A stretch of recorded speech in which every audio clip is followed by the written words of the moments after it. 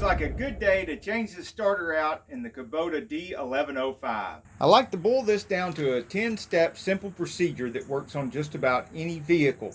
In step one, I like to make sure I actually need a starter. Now, I've got a really good Noco Genius Boost, but unlike this Fox Peed, that's a really weird name. It sounds like a fox came in your yard and peed everywhere. But it's actually a very good tool. The G29 Fox Peed comes with these alligator clips that plug into the booster box. And before you even plug them into the booster box, it's already telling you what voltage you have in the battery. That's a very handy thing to have that my Noco Boost doesn't have. This is already telling me that I have plenty of voltage in the battery, so there's no need in even trying to boost this off. That's not the problem. But what if this power is not getting all the way to the starter? Well, I can just take these, clip the positive onto where the wire goes to the starter, and the negative onto the starter housing for ground, and see that I have 12.6 right there, all the way to the starter. I also knew I was getting power to the starter because when I turned the key, it would click, which told me the Bendix is throwing out, and the Bendix is not bad because it's throwing out the Bendix, and that means I'm getting power to the starter, but then the starter still wouldn't turn. It just didn't turn. Because the flywheel is exposed on these, I can just turn the flywheel to make sure the engine's not locked up. So now that I'm confident I'm not barking up the wrong tree, step two is to disconnect the battery. This is my negative terminal, and I know that not because it's black, but because there's a little negative right there. And that's not disconnected if this is laid over here and it's touching here. We need to come all the way over here and hook that there so it cannot touch. Step three is removing these 10mm bolts, there's 3 of them, and taking the shield off, which is actually not necessary because you can reach in there and get the other bolt without taking the shield off. It just makes it so much easier.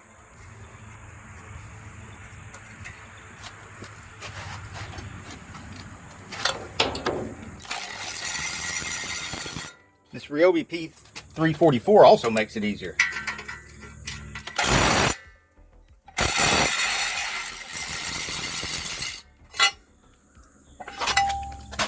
Look at all that access. You're taking off 2 nuts. One is the 13mm right here.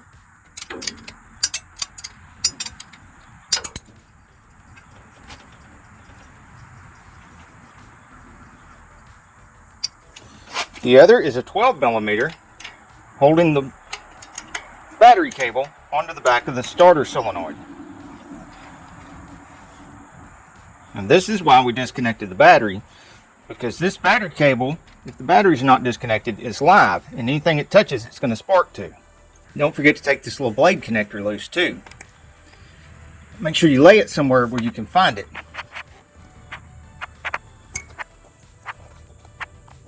I just wrapped it around that hose. You get the 2 starter bolts.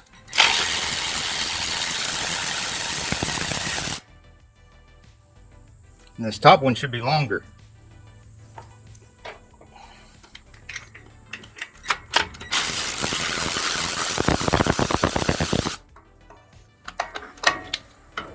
And the starter's out. We want to compare the starters and make sure we've got the right one.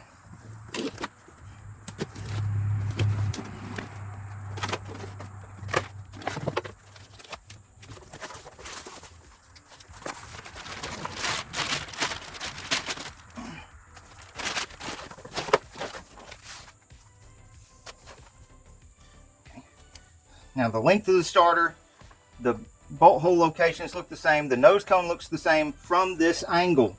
Just flip them both over and look this side.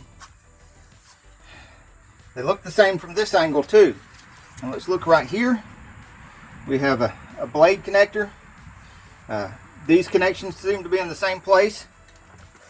Look here and see how they all seem to be the same. Now, let's count the teeth on the Bendix. 1, 2, 3, 4, 5, 6, 7, 8. Count that again. 1, 2, 3, 4, 5, 6, 7, 8. 1, 2, 3, 4, 5, 6, 7, 8. Okay. So we have 8 teeth on the Bendix. The solenoid looks the same, the starter looks the same. Loosen that nut up and get this sucker in there. I like to make sure there's Loctite on all the bolt threads and the nuts, because these vibrate a lot, and once the nuts and bolts are disturbed, they're likely to come loose.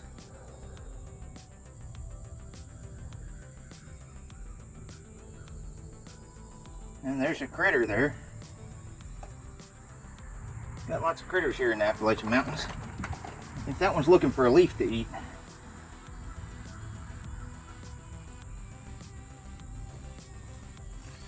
Not worried unless it's spiders.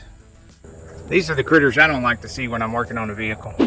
Step 7, we put the bolts in the starter. The long one goes in the top. Remember, it's got to go all the way through, and then it gets a nut on the other side. Even though there is a nut welded here to this engine plate, and it's going to thread into that first, it needs to be tightened all the way up before putting the loose nut over here that holds the flywheel shield. Always start these good by hand and have both of them in before tightening either one of them. That way I don't have to worry about having it stuck in a place where the other one won't line up and cross threading the bolt. Trying to get it in there. Whoops, look at that. Okay, just pushing the shield out of its way instead of going through the hole.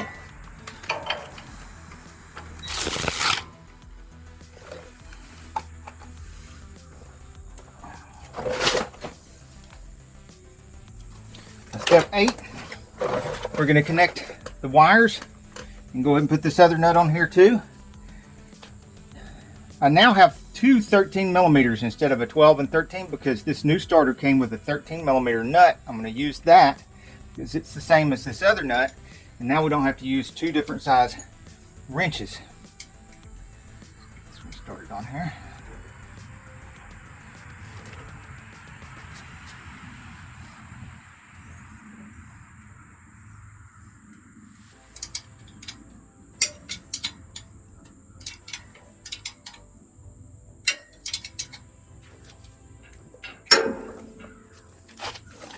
Now, before connecting any wires, I like to clean them with some Scotch-Brite. And then, because now they're exposed to oxygen from rubbing them with Scotch-Brite, I like to put a little dielectric grease on there. And spread that around real good with my fingers. This dielectric grease and everything else I use in my videos, there's a link to in the description of the video. If you can't find a link or one of my links doesn't work, please let me know in the comments and I'll fix that for you. It's also called tune-up grease or dielectric grease. It doesn't have to be this brand. Alright, now I'm going to put a little of the dielectric grease on the blade before I shove the blade connector on there. I'm going to look and make sure I'm actually shoving it on the connector and not between the connector and the plastic cover. Yeah, because I just put that on there and it feels really loose. That means I'm going between the blade connector and the cover, not actually on there. There should be some resistance if you're actually getting metal on metal. There we go.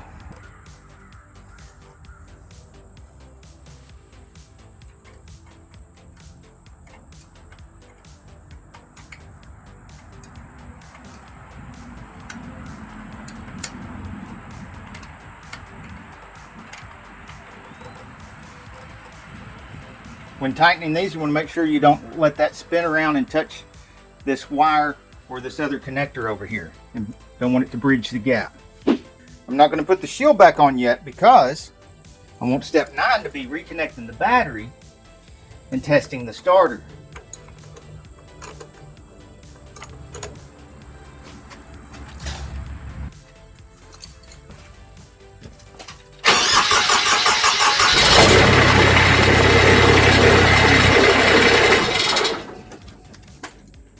Now now, because I know it works, and I know I'm not going to have to take this shield back off, I can go ahead and put the bolts in the shield.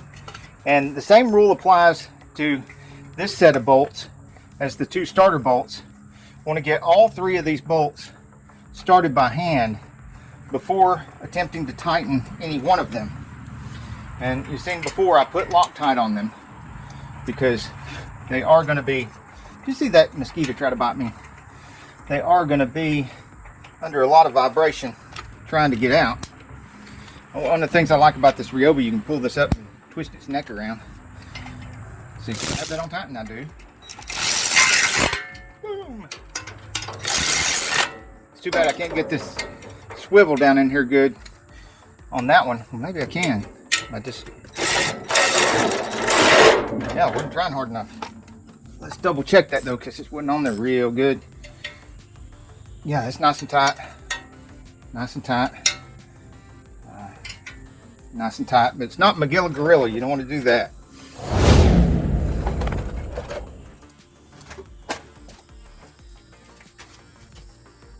All right, let's double check this one more time. Make sure I did not bump or move anything that's going to cause the starter not to work correctly.